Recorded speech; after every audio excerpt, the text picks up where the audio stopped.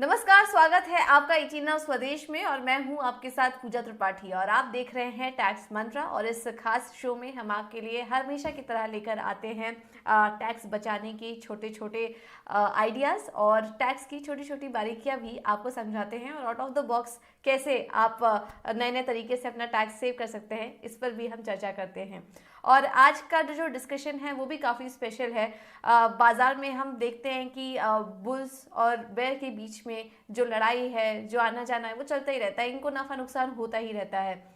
लेकिन इसमें कुछ इन्वेस्टमेंट ऐसे हैं, कुछ सदाबहार हम कह सकते हैं इन्वेस्टमेंट ऑप्शंस ऐसे हैं जो कि हमेशा आपके साथ रहते हैं, आपके मुसीबत के वक्त काम भी आते हैं, आपको रिटर्न भी अच्छा देते हैं और इसी के साथ ही साथ आपका टैक्स बचाने में भी आपकी मदद करते हैं। ऐसे ही कुछ इंस्ट्रूमेंट हैं पीपीएफ और सुकन्या समृद्धि योजना जो कि बेटियों के लिए अनाउंस की गई है। तो ऐसे कुछ स्मॉल स्कीम फंड्स हैं जिसके जरिए आप अपना टैक्स बचा सकते हैं। तो और इसी के साथ ही साथ हम ये भी समझेंगे कि अगर आपका कोई बच्चा है तो उसके लिए भी आप शुरुआत से ही कैसे छोटे छोटा अमाउंट के साथ आप सेविंग कर सकते हैं और आने वाले समय में उनके लिए एक पूंजी क्रिएट कर सकते हैं।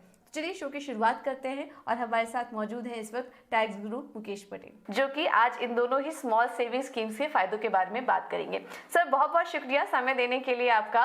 पहला सवाल तो मेरा यही होगा, क्योंकि हमने शो की शुरुआत में बताया था कि स्मॉल सेविंग स्कीम के बारे में आज हम फोकस करेंगे। तो इसमें पब्लिक प्रोविडेंट फंड और सुकन्या समृद्धि योजना, ये दोनों काफ़ी एवरग्रीन और एक कह सकते हैं काफ़ी पॉपुलर इन्वेस्टमेंट ऑप्शंस हैं निवेशकों के लिए। तो इसमें इन्वेस्ट करने के क्या फ़ायदे हैं, इसके बारे में थोड़ा डिटेल में हमारे दर्शकों को समझाइए।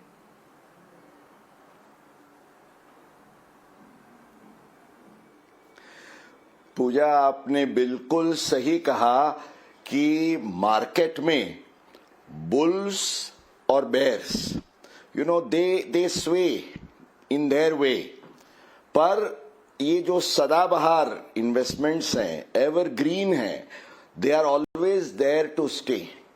और जिनको मैं इन्वेस्टमेंट्स के आप किंग और क्वीन कह सकता हूं, ऐसे दो इन्वेस्टमेंट्स के बारे में हम आज बात करेंगे। एक तो पब्लिक प्रोविडेंट फंड और दूसरा सुकन्या समृद्धि योजना। अब सबसे पहले आपने मुझे पूछा कि इसके क्या विशेष फायदे हैं। अब समझिए कि अभी एक्चुअली इसके इंटरेस्ट रेट्स हर क्वार्टर में डिसाइड होते हैं। अप्रैल 2020 से लेके तो ऑलमोस्ट ये स्टेबल रहे हैं कि जैसे पीपीएफ पर 7.1% और सुकन्या समृद्धि योजना जो SSY कहते हैं जिसको हम, उस पर 7.6%, आधा % ज्यादा है। तो आपको शायद लगे कि ये 7.1 और 7.6, पर ये याद रखिए कि आज बैंक डिपॉजिट भी कोई 6% से ज्यादा नहीं देती है। In fact it is between 5 to 6। तो ऑलमोस्ट आपको 1.5 से 2% हायर रिटर्न मिलता है। और अगर आप कोई टैक्स ब्रैकेट में हो तो सबसे बड़ा फायदा आपको यह है कि बैंक डिपॉजिट का इंटरेस्ट तो टैक्सेबल भी है, बट ये जो पीपीएफ और एसएसवाई है उसका इंटरेस्ट कंप्लीटली टोटली एग्जम्प्ट है सेक्शन 10 के तहत। तो ये एक सबसे बड़ा विशेष आकर्षण है इसका। दूसरी बात पूजा, हमें दर्शकों को ये भी बतानी चाहिए कि ये दोनों इन्वेस्टमेंट्स में जो हम निवेश करते हैं, हालांकि उसकी सीमा है कि एक वित्तीय वर्ष में हम 1.5 लाख से ज्यादा नहीं कर सकते, पर ये जो 1.5 लाख आप करते हैं उसको आयकर कानून के जो सेक्शन 80C कहते हैं हम, उसके तहत आपको सीधा डिडक्शन मिलता है। तो समझिए आपका 10 लाख से ज्यादा इनकम है और आप 31.2% के ब्रैकेट में आते हैं, तो आप 1.5 लाख का निवेश करते हैं तो 46,800 तो सीधा आपका टैक्स बचता है। तो ये भी आपके लिए एक बड़ा फायदा है। और पीपीएफ एसएसवाई के संदर्भ में पीपीएफ की एक विशेष खासियत ये है कि in fact I cannot think of any other investment, ये अकेला एक इन्वेस्टमेंट है जिसको सिविल अटैचमेंट से कंप्लीटली फ्री रखा गया है, means there can be no attachment even by a court. So सबसे सुरक्षित, कितनी भी आपत्ति आप पर आए पर आपके पीपीएफ को कोई छू नहीं सकेगा। पूजा। बिल्कुल, तो ये तो काफ़ी बढ़िया फीचर है इसका पीपीएफ का, और रेट ऑफ इंटरेस्ट भी जो है वो भी काफ़ी अट्रैक्टिव है, जैसा कि अभी मुकेश जी ने हमें बताया भी।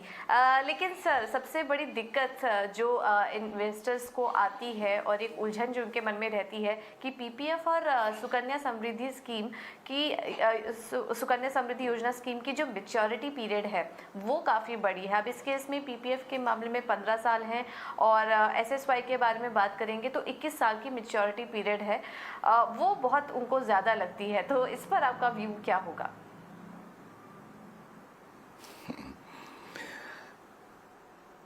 Actually Pooja, every cloud has a silver lining, और इसमें आप इसको नेगेटिव के पॉइंट ऑफ व्यू से न जो देखते हुए इसको पॉजिटिवली अगर लेते हैं तो इन्वेस्टमेंट का एक ये सिंपल नियम है कि आपका सबसे ज्यादा और बढ़िया ग्रोथ या रिटर्न आपको कब मिलता है? जब आप लंबे अरसे के लिए इन्वेस्टेड रहते हैं। और हमें ये भी समझना जरूरी है कि ये 15 साल, और एक्चुअली मैं जैसे ये शो में समझाने वाला हूं और जैसे आपने जिसके बारे में जिक्र किया, मैं ये कहूंगा कि बच्चों की पूंजी बनाने के लिए अगर कोई एक या दो इन्वेस्टमेंट स्कीम्स जिसको हम 7 स्टार्स दे सकते हैं तो ये पीपीएफ और एसएसवाई है। क्यों? क्योंकि आप जैसे बच्चे का जन्म होता है इमीडिएटली आप पीपीएफ या एसएसवाई उसका शुरू कर सकते हैं। और आपको ये ख्याल में रखना है कि माइनर चिल्ड्रन के केस में आम तौर से जब तक वो 18 साल के नहीं होते हैं उनकी कोई भी आय होती है, या तो उनको मिलती है या एक्रू भी होती है, तो उसको उनके माता या पिता जिसकी टैक्सेबल इनकम ज्यादा है उसमें क्लब किया जाता है। तो यहाँ आपको सबसे बड़ा फायदा ये है कि इसका इंटरेस्ट ही एग्जम्प्ट है, इसलिए जो भी निवेश किया जाता है माता या पिता द्वारा इस अकाउंट में, माइनर के अकाउंट में, उसमें कोई क्लबिंग का प्रोविजन लगेगा नहीं। you can lawfully avoid the clubbing provision। दूसरा, माता पिता जब बच्चे को ये देते हैं तो ये एक it's like a tax free gift, तो इस पर भी कोई टैक्स नहीं लगता है, ये एक इसका दूसरा फायदा है। और ये एग्जम्प्ट इनकम जो आपकी है जैसे ग्रो होते होते आगे बढ़ती है, तो इसमें एक सबसे बढ़िया फायदा यह है कि पीपीएफ एसएसवाई में माता या पिता जब अपने बच्चे के लिए निवेश करते हैं तो ये उनको सेक्शन 80C के तहत डिडक्शन का फायदा मिलता है। इन्वेस्टमेंट बच्चे के नाम पर होता है और टैक्स सेविंग पूजा माता या पिता के केस में होता है।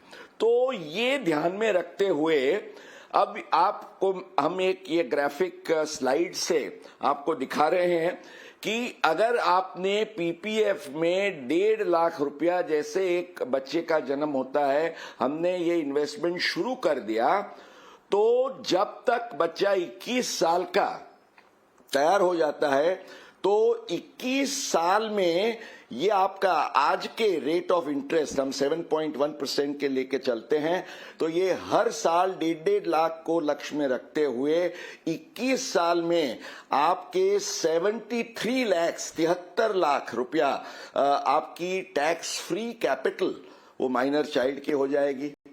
और एसएसवाई में चूंकि इन्वेस्टमेंट पीरियड 21 ईयर्स है पर उसमें निवेश का समय 14 साल का है और 7 साल आपको होल्ड करके रखना पड़ता है, इसलिए 21 साल में उधर भी एट 7.6% आपके 63 लाख हो जाते हैं। तो दोनों को मिला के अगर आप करते हैं तो मान लीजिए कि आपका कितना बढ़िया कैपिटल फॉर्मेशन आप खड़ा कर सकते हैं। बिल्कुल, और देखिए हमने आपको एक ग्राफिक्स के ज़रिए ये समझाने की भी कोशिश की कि कितना ज़्यादा फ़ायदा हो सकता है अगर आप आज से शुरुआत करें। तो छोटी छोटी पूंजी, भले ही समय लंबा लग रहा है, लेकिन उसका फ़ायदा भी आपको ज़रूर मिलेगा, टैक्स भी आप बचाएंगे और आप अपने बच्चे के लिए एक बड़ी पूंजी भी यहाँ पर क्रिएट करके जाएंगे। चलिए, इसी बीच एक कुछ सवाल भी हमें लगातार आपके मिल रहे हैं, दर्शकों के मिल रहे हैं, और एक काफ़ी इंटरेस्टिंग सवाल भी हमें आया है। हमारे एक दर्शक हमारे साथ जुड़े हैं, उनका सवाल एक बार सुन लेते हैं। हमारे यहाँ अभी अभी बेटी का जन्म हुआ है, तो क्या उसके लिए हम सुकन्या समृद्धि योजना और पब्लिक प्रोविडेंट फंड, ये दोनों स्कीम के तहत अकाउंट खोल सकते हैं? तो चलिए, ये सवाल हमें पूछा गया है और काफ़ी इंटरेस्टिंग सवाल है। और देखिए, इस वीडियो में हम देख रहे हैं कि उनकी बच्ची भी उनके साथ में है और काफ़ी अच्छा लग रहा है कि एक पेरेंट जो है इतने छोटे एज से ही बच्चे के उनके फाइनेंशियल प्लानिंग के बारे में सोच रहा है। तो मुकेश जी, क्या सजेस्ट करेंगे इनको? पीपीएफ और एसएसवाई दोनों में क्या ये निवेश कर सकती हैं?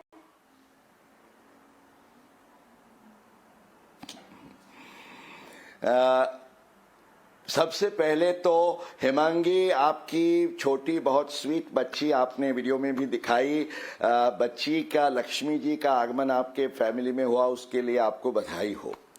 और मैं कहूँगा, लक्ष्मी को जैसे एक विशेष स्थान दिया गया है, आपके लिए खुशखबरी ये है, ज्यादातर टैक्स पेयर्स या इन्वेस्टर्स को ये पता नहीं है। वो ये मानते हैं कि बेटी के लिए एसएसवाई होता है, बेटे के लिए पीपीएफ होता है, पर बेटी को डबल प्रिविलेज मिलेगा।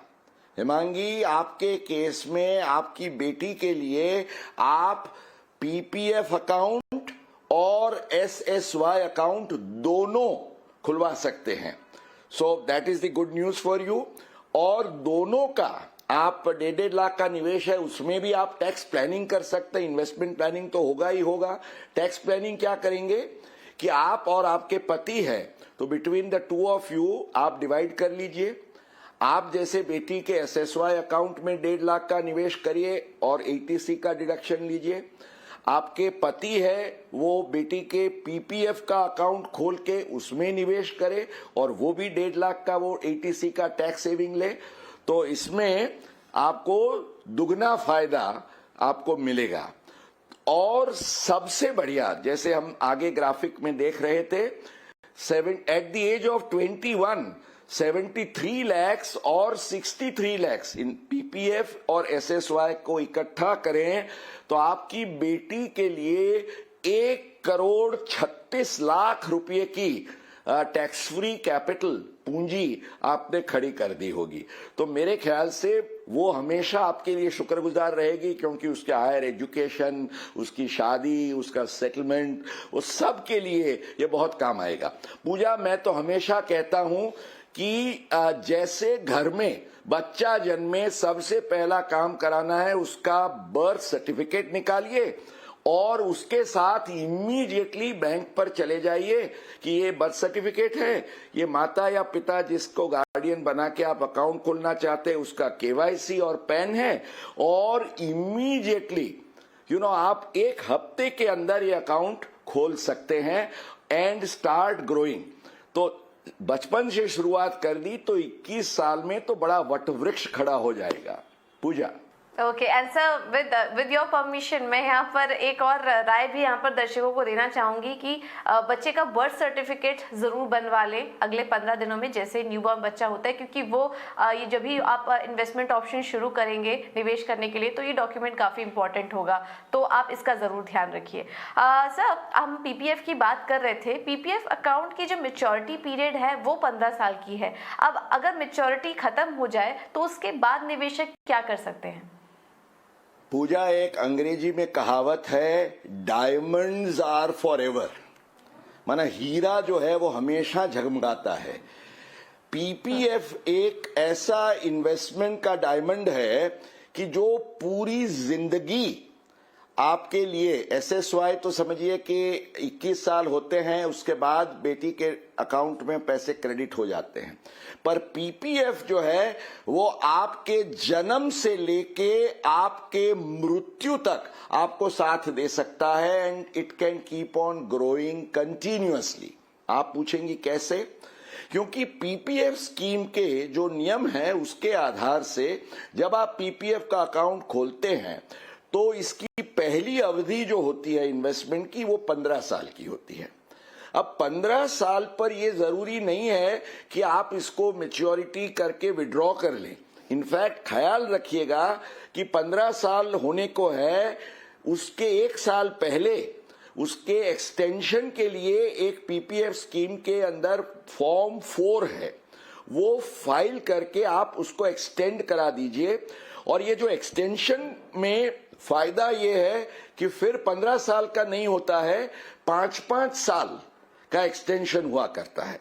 मेरे खुद की मैं बात करूं तो मेरे पिताजी ने, मैं जब छोटा था तो मेरा पीपीएफ का अकाउंट खुलवाया। फर्स्ट 15 इयर्स, 15 के 20, 20 to 25, 30, 35। आज मैं सीनियर सिटीजन प्लस हूं, पर मेरा पीपीएफ का अकाउंट चलता रहा है और रहेगा अंटिल माय लास्ट डे। और जैसे मैंने पीपीएफ मैजिक का ग्रोथ बताया, with the tax free income, you know, it grows into a big huge banyan tree.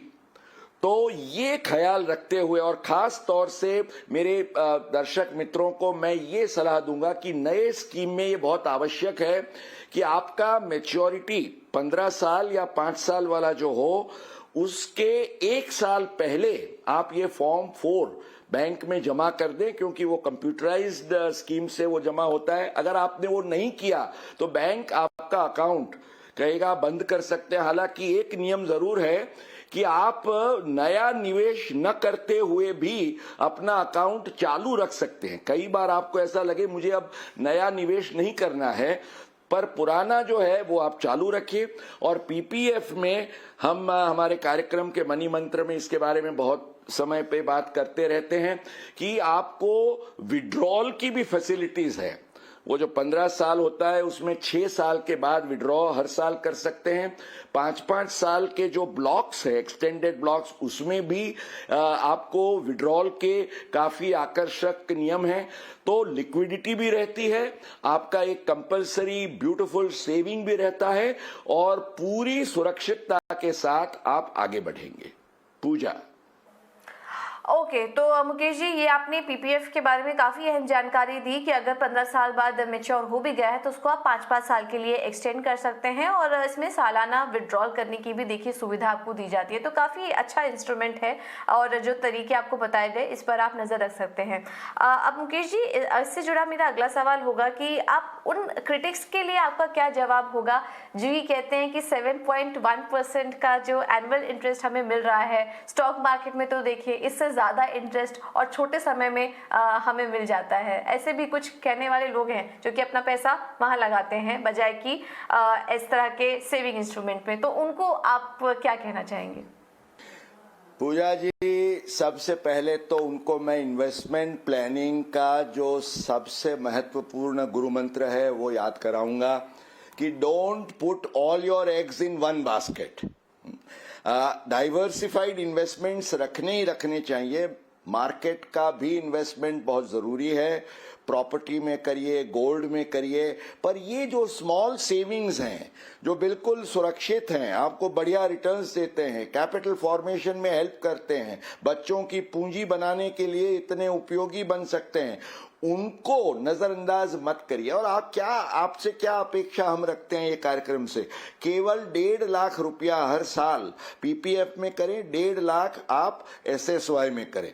और जैसे पीपीएफ के मैजिक जो है वो तो हमने आपको दिखाया, पर जो 7.1 करके जो टकोर करते हैं, मैं उनको पूजा जी ये कहूंगा कि the magic of PPF investment, वो सचमुच एक जादू बन जाता है और एक नई दुनिया खड़ी कर देता है आपके लिए रिटर्न के।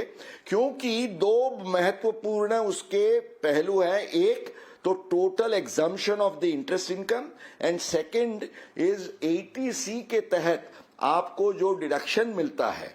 तो अगर ये दोनों का कॉम्बो हम करते हैं तो ये 7.1% can become even 15%.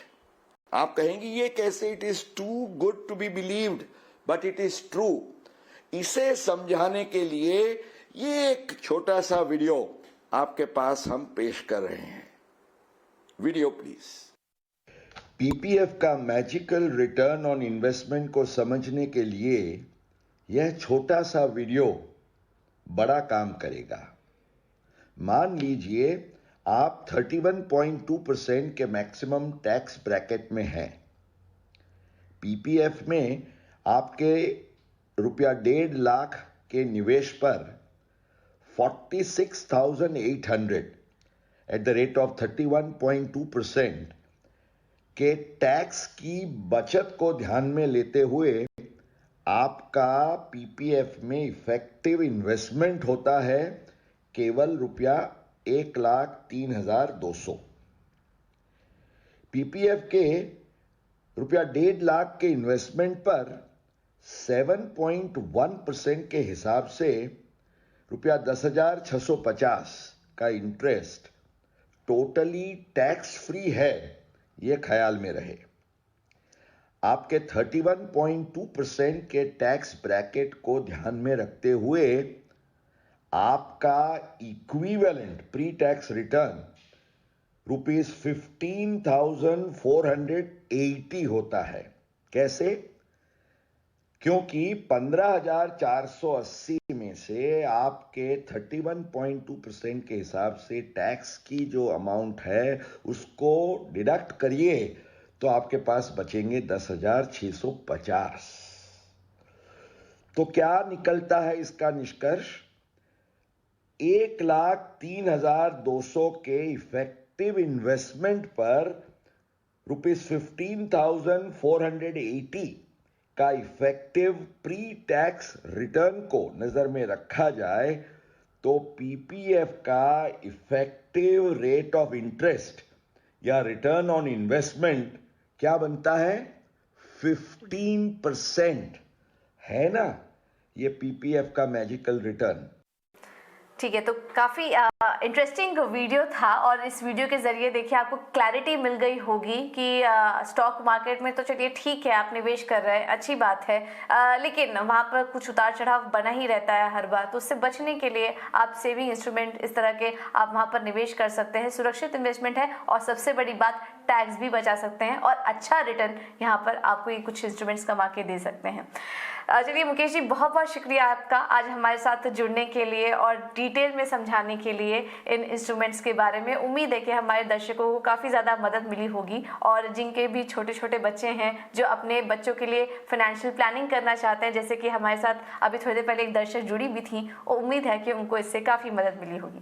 चलिए अब वक्त है गुरु मंत्र जानने का और सबसे बड़ा गुरु मंत्र ये है कि याद रखें अगर आपकी बेटी है तो आप पीपीएफ और एसएसवाई दोनों में निवेश करने की प्लानिंग कर सकते हैं और उस पर टैक्स भी बचा सकते हैं। दूसरा गुरु मंत्र, भविष्य में अच्छे समृद्धि को पाने के लिए अभी से तैयारी करनी काफी जरूरी होगी। सबसे बेहतर टैक्स फ्री कैपिटल फॉर्मेशन के लिए बच्चों के जन्म के तुरंत बाद से ही पीपीएफ और एसएसवाई अकाउंट खोलने की तैयारी जरूर कर ले। और तीसरा और अहम गुरु मंत्र, इनकम टैक्स एक्ट के तहत टैक्स इंसेंटिव को ध्यान में रखते हुए आप अपने पीपीएफ पर 15% तक का इफेक्टिव यील्ड कमा सकते हैं। तो ये कुछ गुरु मंत्र के साथ मुझे दीजिए इजाजत। नमस्कार।